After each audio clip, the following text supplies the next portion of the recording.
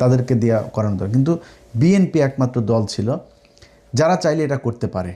আমি জানি না তারা করবে কি না, মনে হয় না তারা করবে। কেন করবে না? ইন্ডিয়া করতে দিবে না।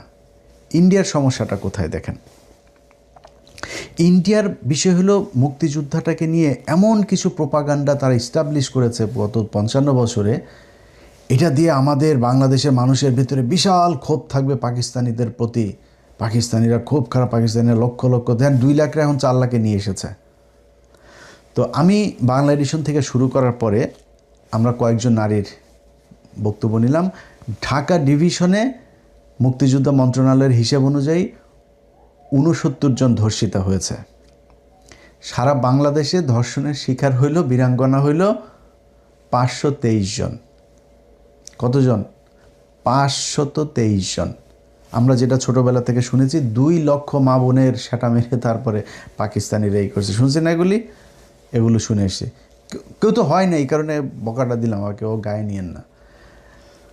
যদি হয়ে থাকে, কেউ যদি পেয়ে থাকেন আমার জানায়েন, আমি তার রেসপেক্ট জানাবো। আমি প্রয়োজনে আমি মানে এটার জন্য সারা জীবন তার জন্য আমার ইনকামের একটা অংশ আমি তারে দিয়ে দিব, যে সে দেশের জন্য সে এই সম্ভ্রম হারিয়েছে, যদি কেউ থেকে থাকে। যত তারকা বীরাঙ্গনা দেখেন না, ওইটা আরও বেশি চাউরা দেখবেন। বাংলা এডিশন ঢাকা ডিভিশনের ৬৯ জনের পাইল, মুক্তিযোদ্ধা মন্ত্রণালয়ের হিসাব অনুযায়ী ঢাকা বিভাগে ৬৯ জন ধর্ষিত হয়েছে। আমরা সব জায়গায় গেলাম, একজন নারীকে পাইলাম, সে বিখ্যাত বীরাঙ্গনা, বিখ্যাত, সবাই চেনে তারে, একদম এলাকায় যা বলার সাথে সাথে আমাদের টিম গিয়েছে, চিনে ফেলেছে। তার বক্তব্যটা একটু শুনি যে সে কত বড় মাপের একটা বীরাঙ্গনা ছিল। চলেন।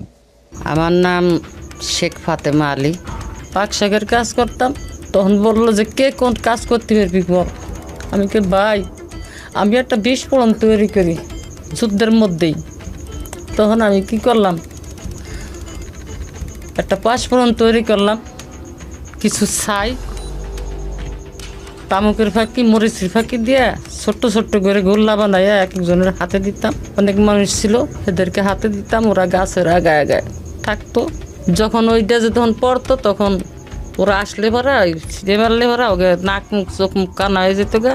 তখন ওদের অস্ত্র মস্ত্র আমরা চিনে এনে মুক্তিযোদ্ধাদেরকে দিতাম। বহু অপারেশন করছি আমরা নিজের হাতে, না হইলে কমসে কম আমার এই হাত দেয়, না হইলে 2 থেকে 500 আমি মারছি। আমি 11 জনের জীবিত অবস্থায় তাদের পুরুষঙ্গ কেটে লেছিলাম কাঁচি দিয়া, বব কাঁচি দিয়ে কাইটটা আমি টাকি মাছের মতন সুটকি দিছিলাম। চিন্তা করছেন কত বড় মাপের একজন মুক্তিযোদ্ধা, 300-400-500 আর্মিরে সে একলা মেরে ফেলছে।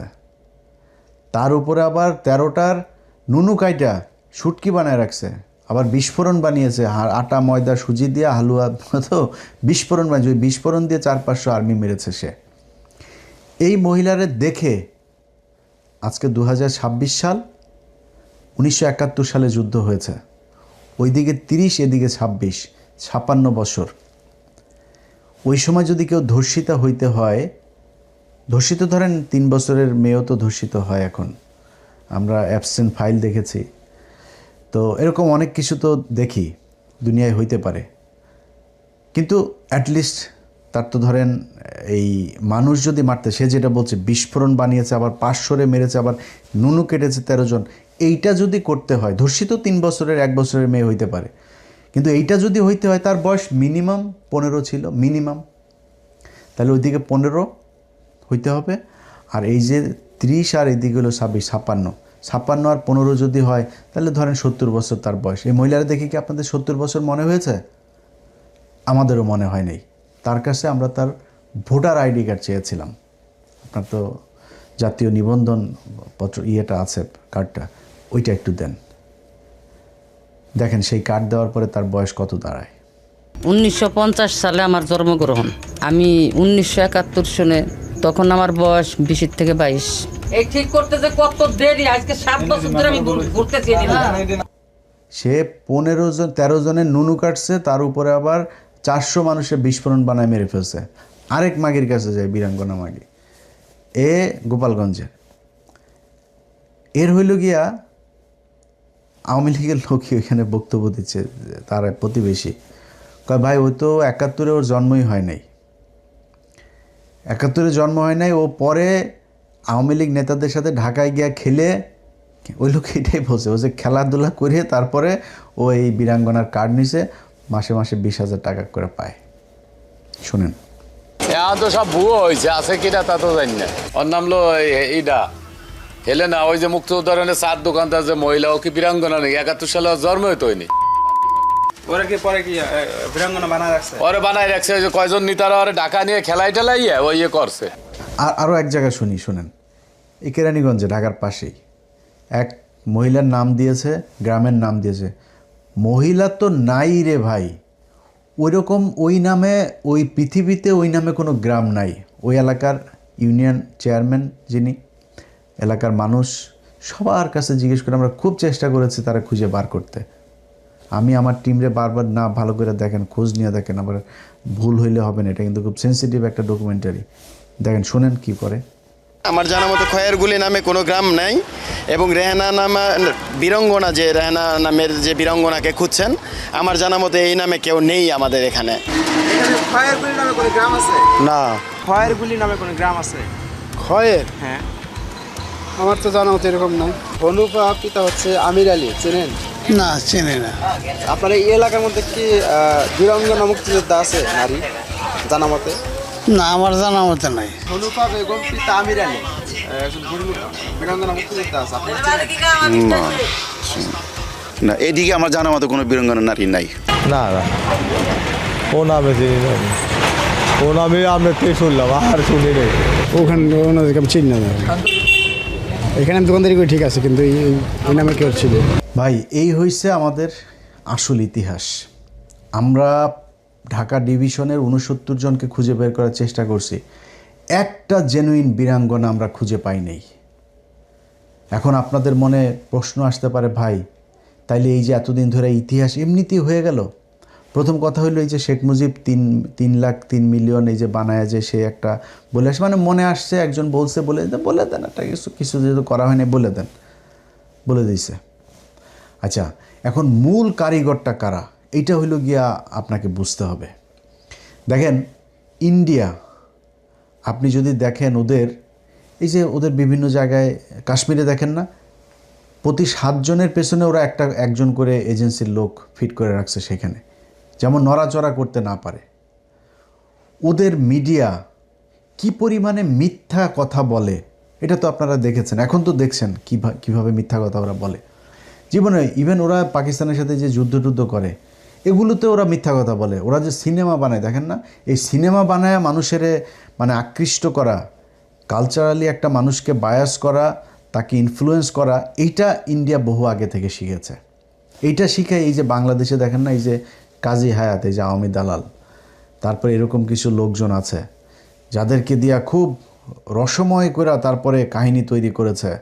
ওই যে এক সিনেমায় দেখেছিলাম ছোটোবেলায়, মহিলা তার প্রতিবন্ধী বাচ্চা, সেই বাচ্চারে সে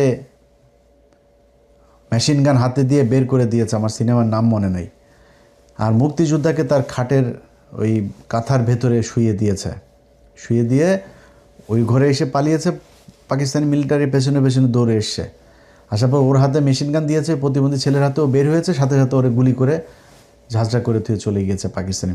মানে দেখতে তো খুব চোখের মধুর লাগে। আরে বাবা, কি, আরে ভাই, কান্নাও করছি, এইগুলো দেখে কান্না করছি। কি সুন্দরভাবে আপনাকে বুঝাইছে ভাই।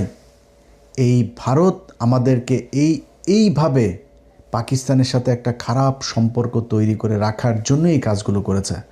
পাকিস্তানকে কিছু হইলেই বলা হয় পাকিস্তান আমাদেরকে বঞ্চিত করেছে, নিগৃহণের আমাদের 23 বছরের ইতিহাস, এই সে এরকম বক্তব্য শোনেন না।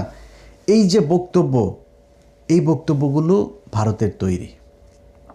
পাকিস্তান আমাদেরকে বিশাল আকারের বঞ্চনার শিকার করেছে। পাকিস্তানের যে কটা মিল, কল, কারখানা যা দিয়ে গিয়েছিল, সব কটা এই স্বাধীন 55 বছরে আমরা আস্তে আস্তে সব বন্ধ করে দিয়েছি। এটাই হচ্ছে আমাদের বঞ্চনার পরে এখন উন্নত জীবন, বীরের জাতি আমরা এখন।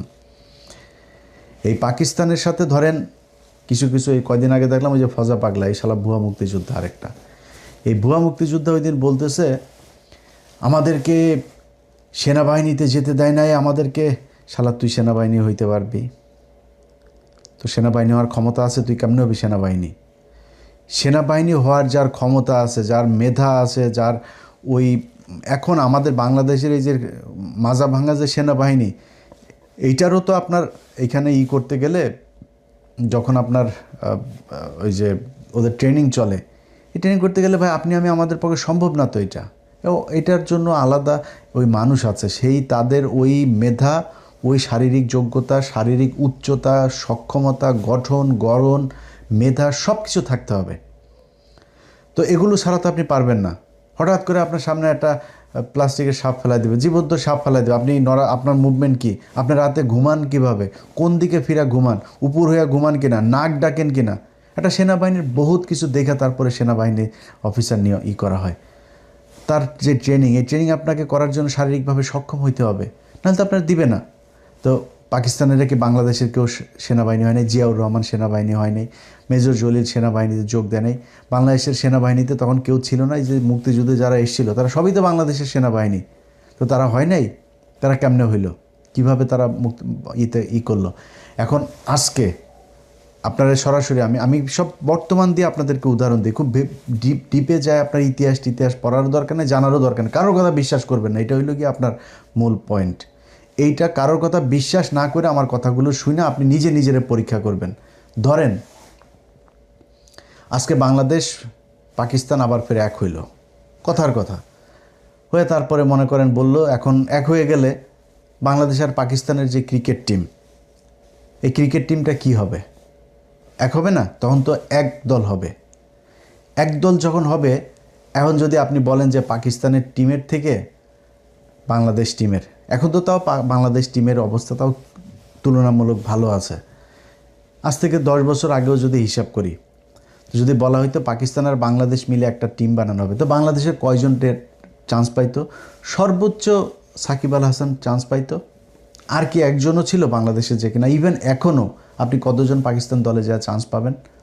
পাকিস্তানের এই নিয়ে এখনও রাজনীতি, ওরা তো রাজনীতি করে ওদের জীবনের বহুত দেশেরও ক্ষতি হয়েছে, ওদের এই রাজনৈতিক যে দ্বন্দ্ব এগুলো নিয়ে ওদের নিজেদের প্লেয়াররাই বলে ওদের ভেতরে এখনও রাজনীতি চলে। সেই রাজনীতি করতে গিয়েও পাকিস্তানের এখনকার যে দলটা আছে, সেই দলের সাথে বাংলাদেশের কয়জন গিয়ে সেখানে টের পাবে? ভাই ওরা দেখতে, ওরা আমাদের চাইতে যোগ্যতা, শিক্ষাগত যোগ্যতা, আপনি পৃথিবীর যেই প্রান্তে যে আছেন, আমি আমার আমেরিকার খবর জানি, আমরা কোন জায়গায় আছি আর পাকিস্তানিরা কোন জায়গায় আছে সেটা একটা বাঙালিরে জিজ্ঞেস করেন, একটা আওয়ামী লীগের লোকেরা যাই জিজ্ঞেস করেন যে ভাই পাকিস্তানের লোকজন আমেরিকায় কি করে? ওরা ভাই ওরা যদি চুরিও করে খুব স্মার্টলি, আমাদের যাতে বহু বড় চুরি করবে। তো পাকিস্তানের লোকের সাথে এখন আপনি যদি দেন যে ওরা যা যেরকম ছিল ওইটার মধ্যে আমাদের লোক অর্ধেক দিতে হবে, অর্ধেক না, তোরা তো দেশ হিসাবে করেছে, তো সেই হিসাবে আপনারা হয় নাই। তো তারপরেও ধরেন তর্কের খাতিরে ধরলাম পাকিস্তানিরা স্বজনপ্রীতি করেছে। আচ্ছা আমার দেশের আজকে 55 বছর বয়স হইল, আপনি এখন ঘুষ ছাড়া চাকরি পান তো, তাই না? আপনার মামু খালু না থাকলে চাকরি পান নাকি? নিজেরে কোশ্চেন করেন এই ব্রেনের মধ্যে, তাইলে উত্তর পেয়ে যাবেন। সো এই জিনিসগুলো দিয়ে আমাদেরকে যদি নাকি বলা হয় দুই দেশ আলাদা হয়ে যাইতে হবে, আলাদা হয়ে গিয়েছে, যুদ্ধ শুরু হয়ে গিয়েছে, ভাই তাহলে তো বাংলাদেশ প্রতিদিন আলাদা হবে, এক ভাগে ময়মনসিংহ একদিকে যাবে, খুলনা আরেকদিকে যাবে, সিলেট আরেকদিকে যাবে, সব আলাদা হয়ে যাবে, কেউ থাকবে না। যদি ওইটাই পয়েন্ট হয় যে আমরা এই চাকরি বাকরির ক্ষেত্রে হয়, এই করা হয়, আমাদের বঞ্চিত করা হয়, তো গোপালগঞ্জে এতদিন ধরে যে গোপালগঞ্জে যা করা হয়েছে, এখন আবার ধরেন পুলিশের অনেক অফিসার আছে যারা কিনা বগুড়ায় বাড়ি হইলেই সে কী করেছে আর দেখার দরকার নেই, বগুড়া বাড়ি হইলেই তারা ভালো পজিশনে আছে, পুলিশের নিজেদের কথা। তো এটা তো ভাই হয়ই, হচ্ছে, আগেও হয়েছে। এখন আমাদের মূল পয়েন্টটা হচ্ছে যে বাংলাদেশ পাকিস্তানের থেকে আলাদা হয়েছে। পাকিস্তানের সাথে 1971 না হইলে 81-তে হইতো না, 91-তে হইতো না, 26-এ হইতোই। এত দূরে দুইটা দেশ একসাথে জীবনও থাকতো না, আমি নিজেও চাইতাম না যে থাকুক, আলাদা হয়ে যাইতো। আলাদা হওয়ার পরে এখন আমার কি দরকার ভাই, সেটা হলো মূল কোশ্চেন।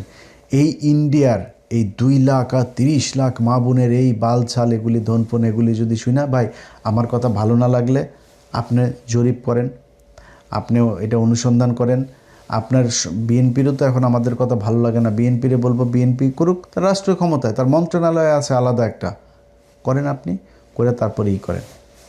এটা করবেন না। এটা করবেন না কেন? এটা করবেন না কারণ হইছে এইটা নিয়েই রাজনীতি করতে হবে, এটা না থাকলে আর রাজনীতি থাকবে না। যে কারণে তারা এই নিয়ে রাজনীতি করে। আর ইন্ডিয়া ওইখানে এই মুক্তিযোদ্ধার বাল দিয়া দুই পাকিস্তানের মানুষের মধ্যে মনে করেন এই যে মানে তাদের দা কুমড়ো সম্পর্ক, সেই 1971 সাল থেকে এই 2024 সাল পর্যন্ত এটা চালিয়ে রেখেছে।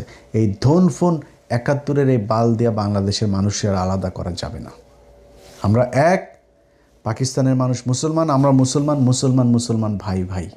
আমার দরকারে সে আসবে, তার দরকারে আমরা যাব, তাদের সাথে আমার সর্বোচ্চ ভালো একটা সম্পর্ক থাকবে। আজকে পাকিস্তানের আমরা মনে করি যে পাকিস্তানে মনে হয় খালি কিছু মসজিদের মধ্যে বোম টোম পড়ে থাকে, এটাই পাকিস্তান। পাকিস্তানে যায়, পাকিস্তানের যেসব ব্লগাররা গেছে তাদের কাছে এখন পাকিস্তানের শত শত মানুষ ওইখানে ট্রিটমেন্টের জন্য যায়। আন্তর্জাতিক মানের হসপিটাল রয়েছে তাদের, করাচি, লাহোর, এইসব জায়গায় যায়েন। কি হসপিটাল আপনি গুগলে সার্চ দেন, তাদের যেই আপনার আমাদের বুয়েটের মতো তাদের ওইখানে যেই মানের বিশ্ববিদ্যালয় আছে ভাই, তারা আমাদের যেই 23 বছরে বিশাল নিবৃত করে গিয়েছে বলা হয় না, এই 23 বছরে এই যে বুয়েট টুয়েট যা দেখেন এই পাকিস্তান করে দিয়ে গিয়েছিল, সেইটাই করে খাচ্ছে এখনও। এই যে আজকের আর্মির যে না, আর্মির আমাদের যে ডিওএইচএস আছে না, এরা কি সুন্দর করে বাসা এইটাও পাকিস্তানের করা।